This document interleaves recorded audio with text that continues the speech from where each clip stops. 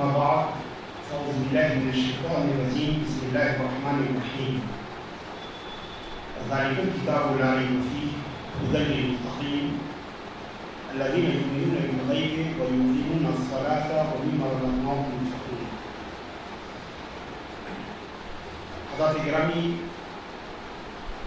نماز کے موضوع سے متعلق بہت ساری باتیں پیش کی گئی ہیں. میں بغیر تمہید کے اپنی بات کو شروع کر رہا ہوں چونکہ اس سیریز کا یہ آج میرا آخری خطاب ہے، تو میں چاہوں گا کہ نماز کی جو بھی ضروری اور اہم مسائل عام مسلمان کے لیے جاننا ضروری ہے، میں ان سب کو سرسری طور پر بیان کروں.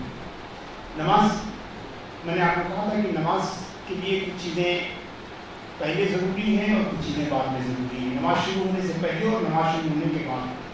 تو یہ جو ضروری چیزیں ہیں جو نماز شروع ہونے سے پہلے ہیں انہیں شرائط نماز کہا جاتا ہے، اور جو نماز شروع ہونے کے ساتھ یا اس کے بعد جو ہے انہیں ارکان نماز جو ہے. دونوں فرض ہیں، شرائط بھی فرض ہیں اور ارکان بھی فرض ہیں.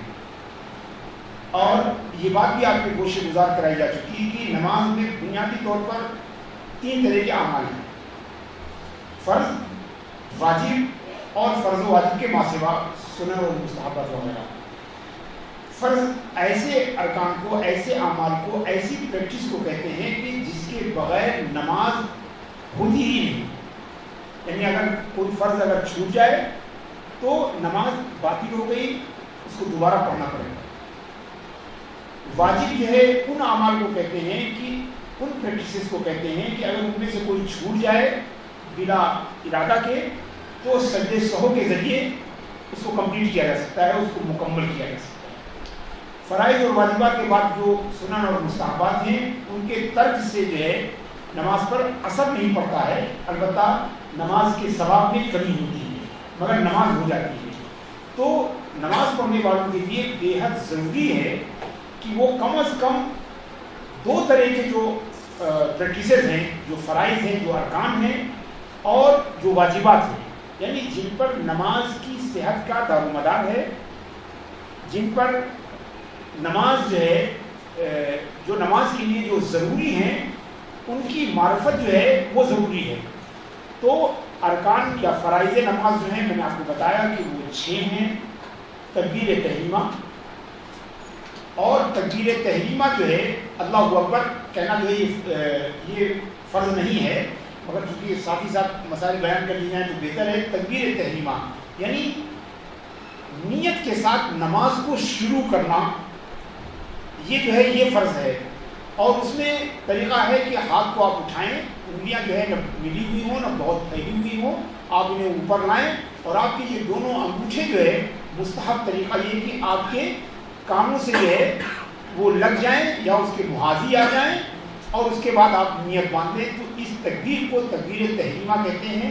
تحریمہ کا مطلب یہ ہوتا ہے کہ آپ پر دنیا کے سارے اعمال جو جائز تھے، کھانا پینا، چلنا پھرنا، اٹھنا بیٹھنا، بات کرنا، یہ سب حلال اور جائز کام تھے، مگر اس تکبیر کے ساتھ جو ہے یہ سب آپ پر حرام ہو جاتے ہیں، یعنی آپ کے لیے پروہیبیٹڈ ہو جاتے ہیں. لہذا اس تکبیر کو تکبیر تحریمہ کہتے ہیں کیونکہ سارے اعمال جو پرمیسیبل تھے وہ سب جو ہے پروہیبیٹڈ ہو جاتے ہیں اس تکبیر کے بعد سے.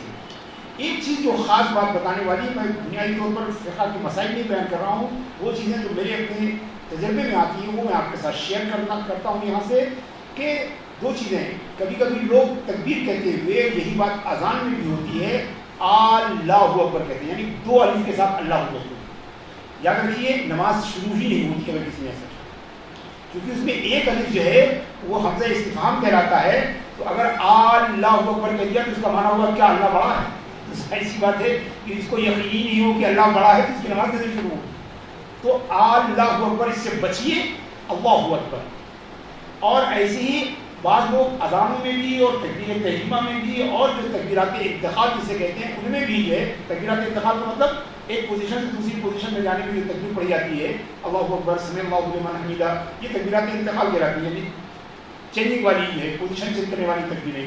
ان میں بھی تو نہ الف کو بڑھائیے اور اللہ پڑھیے، اور نہ اکبر کے بعد بے کے بعد جو ہے الف بڑھائیے. بہت سارے لوگ کہتے ہیں اللہ اکبر، یہ بھی غلط ہے. یعنی بعض علماء کا تو فتویٰ یہ بھی ہے کہ اس پر بھی نماز نہیں ہے، لیکن گناہ ہونے میں تو کوئی شبہ نہیں، اس لیے کہ کبر کے معنی ہوتا ہے بوڑھا اور اخبار جو ہے اسی کی جمع ہوتی ہے، سمجھے؟ تو معنی ہی جو ہے وہ چینج ہو جاتا ہے، لہذا ضروری ہے کہ مشق کیجیے اللہ اکبر کریں. یہ تکبیر تحریمہ ہے. باقی نماز طریقہ ہے کہ تو میں آپ کو بتاؤں گا. تو یہ پہلا رکن ہے. اس کے بعد قیام جو ہے، کھڑے ہونا جو ہے، یہ بھی نماز کے فرائض میں سے. اسی لیے قرآن جب نماز پڑھنے کی بات کرتا ہے تو اللہ فرماتا ہے کہ وہ یقیمون الصلاۃ، یعنی نماز قائم کرتے ہیں. گویا نماز کھڑے ہو کے نماز پڑھنے ہی نماز پڑھنا ہے. اس کو سمجھیے کہ نماز قائم کرتے ہیں.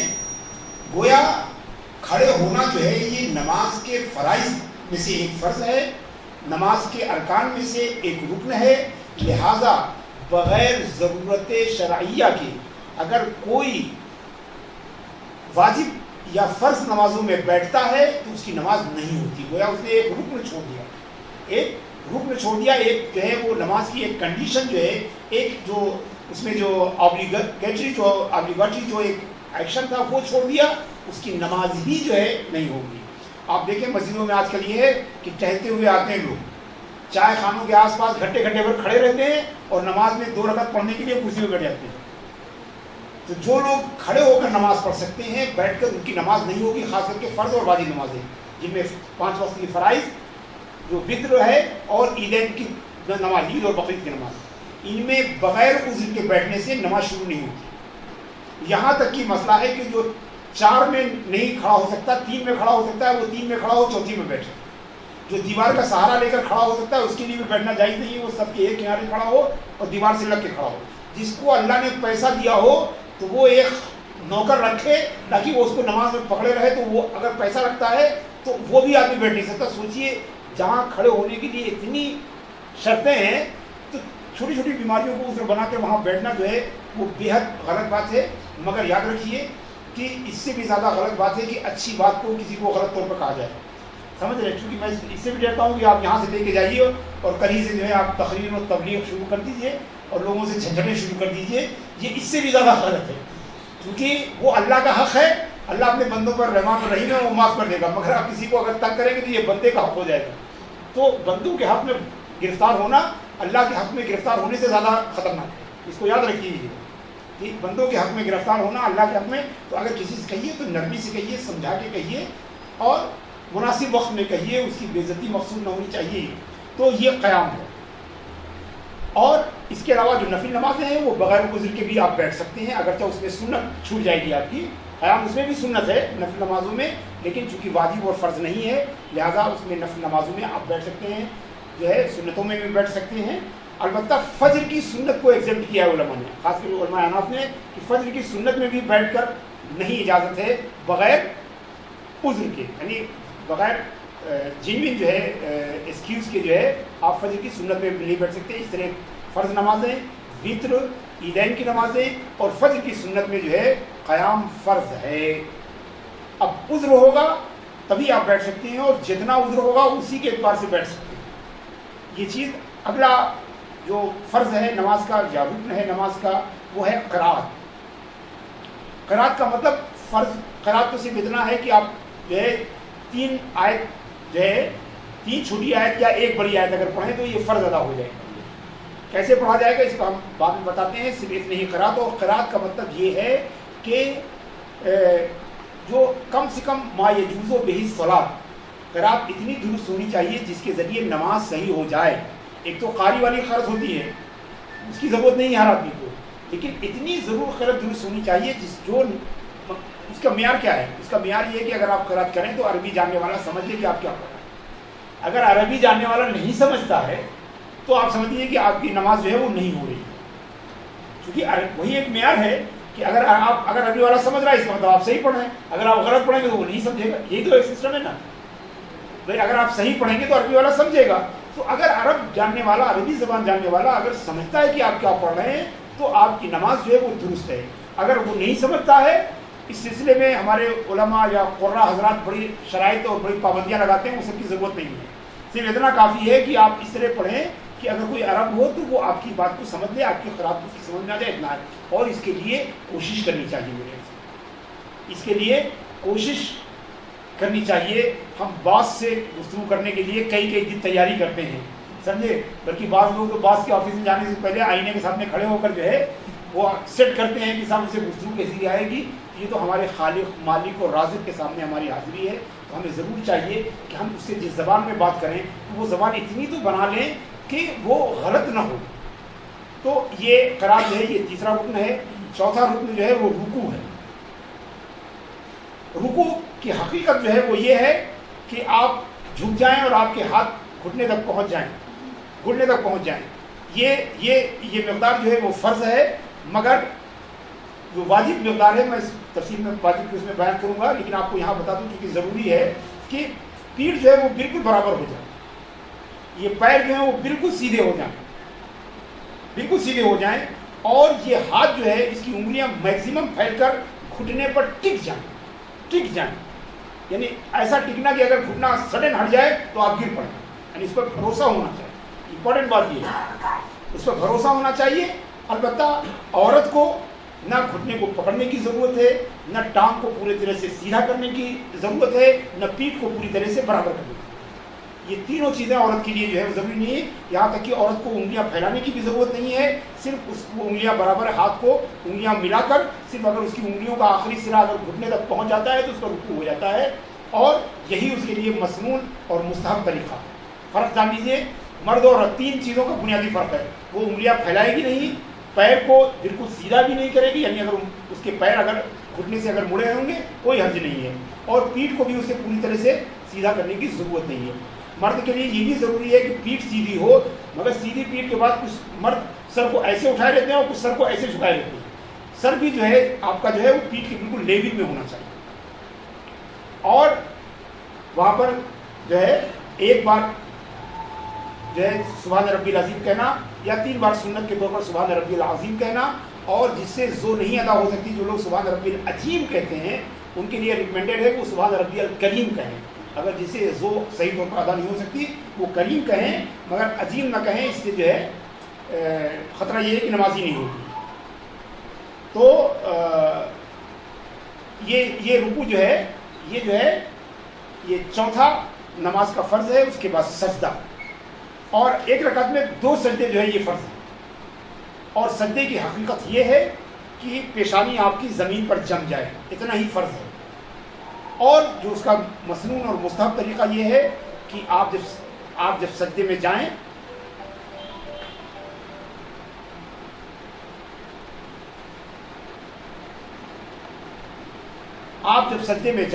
تو گھٹنے پہلے زمین میں رکھیں, پھر ہاتھ رکھیں, پھر آپ پیشانی اور پھر ناک رکھیں. ناک, پیشانی, دونوں ہاتھ اور دونوں گھٹنے اور دونوں پنجے زمین پر ہونے چاہیے.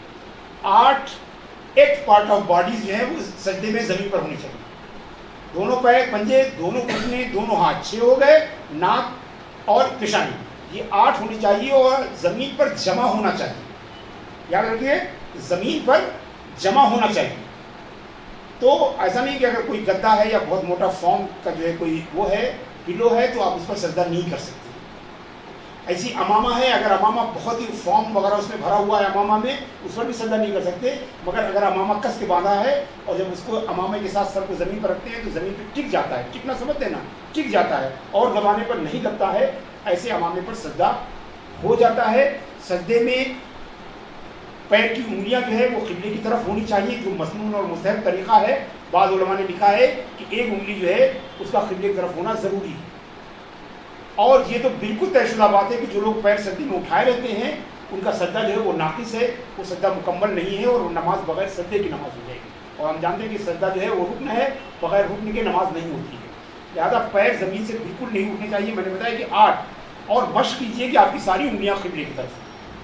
لیکن جو ساری انگلیاں نہیں کر سکتا وہ بھی کوشش کرے کہ کم سے کم دونوں انگوٹھے جو ہے وہ قبلے کی طرف ہوں.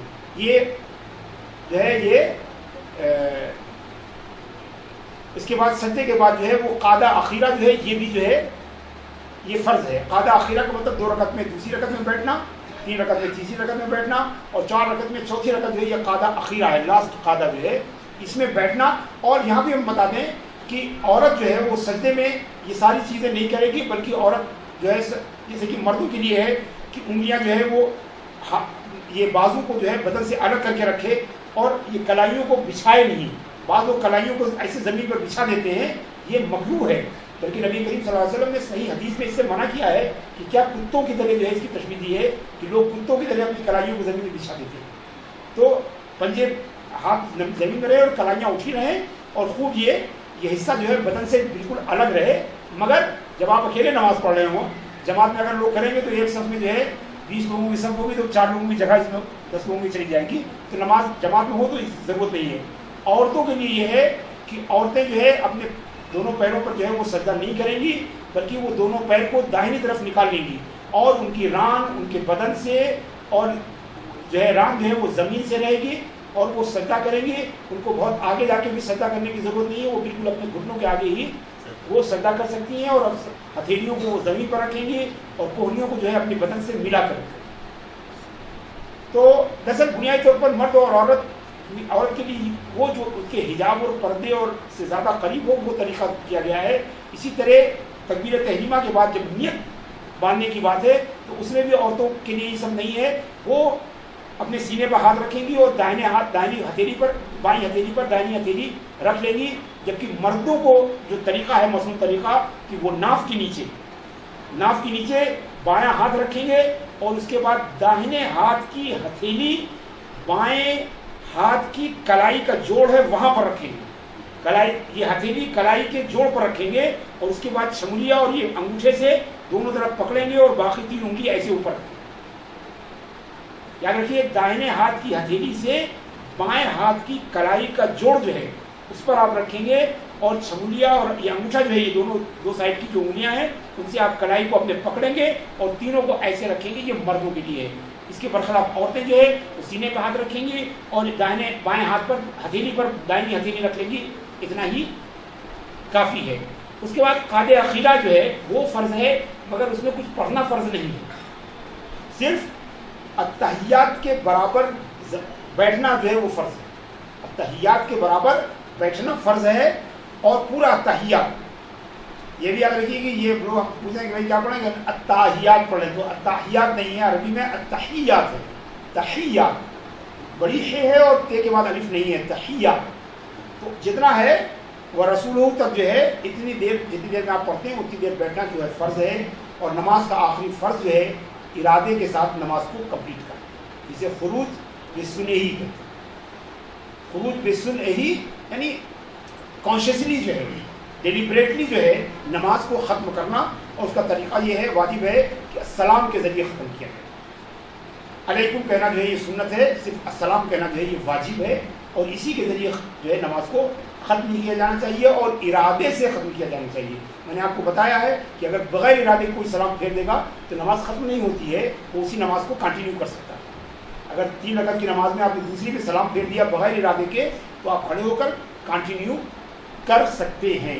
تو یہ نماز کے فرائض ہوئے, یعنی قیام, قرات, رکوع, سجدہ, قاد اخیرہ اور خروج بسنہی. تکبیر تحریمہ جو ہے وہ بعض لوگ کہتے ہیں کہ وہ نماز کے باہر ہے, شرط ہے, بعض کہتے ہیں نماز کے اندر ہے. اس کو سمجھیں, شرط ہو یا فرض ہو مرتبہ دونوں کا ایک ہے. بغیر ارادے کے نماز شروع نہیں ہوتی. انما الاعمال بالنیات, عمل کا دار و مدار نیت پر ہے. اگر بغیر ارادے آپ کچھ بھی کرا لیے تو وہ اللہ کے ہاں کاؤنٹ نہیں کیا جاتا. اب میں آپ کو کچھ ضروری واجبات بتا دوں تاکہ یہ آپ کو یاد رہے کہ کوئی نماز میں کیا کیا چھوٹنے پر سجدے سہو کرنا. اس لیے کہ اگر آپ نہیں جانتے ہیں تو آپ سجدے سہو نہیں کریں گے, اور سجدے سہو نہیں کریں گے تو آپ کی نماز جو ہے وہ نہیں ہوگی. اس کو ضروری جانیے کہ نماز میں واجب, یہ تو فرض جان لیا کہ اگر فرض میں سے کوئی چھوٹتا ہے تو نماز ختم ہو گئی. مثال طور پر اگر آپ نے بغیر رکوع کے آپ سجدے میں چلے گئے, سمجھے, اور سجدے میں آپ کو یاد آئے تو بہتر یہ کہ آپ نماز توڑ کے اور پھر کھڑے ہو کے جو ہے وہ نماز شروع کیجیے, یا کھڑے ہوئیے, رکوع کیجیے اور رکوع کے بعد پھر سجدہ کیجیے. لہذا اگر آپ نے ترتیب بدل دی ہے تو اگر آپ نے رکوع پہلے کر دیا اور سجدہ بعد میں کر لیا, سمجھے, قیام رکوع پہلے کیا قیام بعد میں کیا, تو اس صورت میں بھی نماز جو ہے وہ نہیں ہوگی. یہ سارے ارکان فرض ہیں اور ان کا ترتیب سے ہونا بھی فرض ہے. لہذا اگر کوئی شخص جو ہے وہ سجدے میں پہلے چلا گیا تو وہ اٹھے گا اور اٹھنے کے بعد وہ رکوع کرے گا, رکوع کرنے کے بعد وہ پھر سجدہ کرے گا اور آخر میں جو ہے وہ سجدے سہو کے ذریعے وہ نماز مکمل کرے گا. صرف واجبات کو آپ موٹے موٹے سنیے اور اس کو جو ہے یاد رکھنے کی کوشش کیجیے، چونکہ یہ بے حد اہم ہے. یعنی کوئی ہم کہتے ہیں کہ جو ہم سے یہ کہے کہ نماز ہم پڑھتے ہیں، ہم پوچھتے ہیں کہ آپ کو واجبات معلوم ہے، اگر وہ کہتا ہے کہ نہیں معلوم ہے اس کا مطلب وہ نماز نہیں جانتا.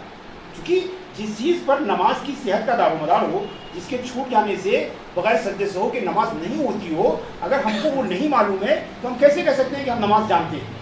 اور ہر 2 رکعت کی نماز میں 49 واجب ہے. یہ اگر 49 واجب آپ جانتے ہوں گے، اس میں بہت سارے ایسے ہیں کہ پوچھا جائے گا کہ بھائی آپ سنائیے، تو آپ آرڈر میں آپ سنا نہیں سکتے. مجھ سے پوچھا جائے تو شاید آرڈر میں بھی نہ سنا ہوں. یہی وجہ ہے کہ میں سب یہ رائٹ کر کے لایا ہوں، کیونکہ آرڈر میں یاد رکھنا نہیں کہ ان کو جاننا ضروری ہے. تکبیر تحریمہ میں اللہ اکبر ہونا، اللہ اکبر کہنا یہ واجب ہے. لہٰذا کوئی اللہ کریم کہہ کے اگر کر دیتا ہے، سمجھے جان بوجھ کے نہیں، منہ سے نکل گیا اور نماز شروع کر دیا، تب یاد آیا کہ میں اللہ اکبر کی بجائے اللہ کریم کا. اس طرح کے مسائل ہم بیان نہیں کرتے کیونکہ یہ فرضی جو ہے ہیپوتھیٹیکل جو ہے وہ ہیں. لیکن اگر کوئی ایسا کر لے تو سجدے سہو کر کے نماز کو پوری کر سکتا ہے. الحمد پڑھنا اور الحمد کی 7 آیت پڑھنا واجب ہے. اس لیے یہ پہلا اور 7 آیت 8 واجبات ہو گیا. یہ 7 آیت اگر ایک آیت بھی چھوڑ دی تو سجدے سہو کرنا پڑے گا، اور نہیں کیا تو نماز نہیں ہوگی. اس کے بعد سورہ فاتحہ کے بعد جو ہے ایک چھوٹی سورت یا 3 آیتوں کا ملانا.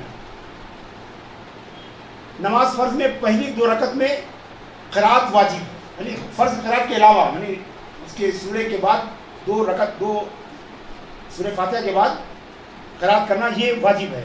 اس لیے کہ فرض قرات تو سورہ فاتحہ کے ساتھ سورہ فاتحہ بھی ہوگی، فرض قرات بھی ہوگی، مگر یہ واجب قرات ہے کہ سورہ فاتحہ کے بعد آپ کوئی بڑی آیت پڑھیں، 3 چھوٹی آیتیں پڑھیں یا چھوٹی سورت پڑھیں، تو یہ واجب ہے.